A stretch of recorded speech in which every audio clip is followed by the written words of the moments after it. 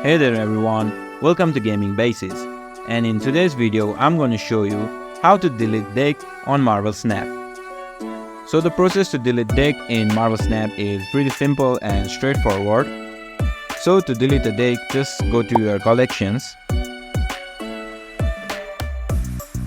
Once you're in your collection screen, just go to the deck that you want to delete.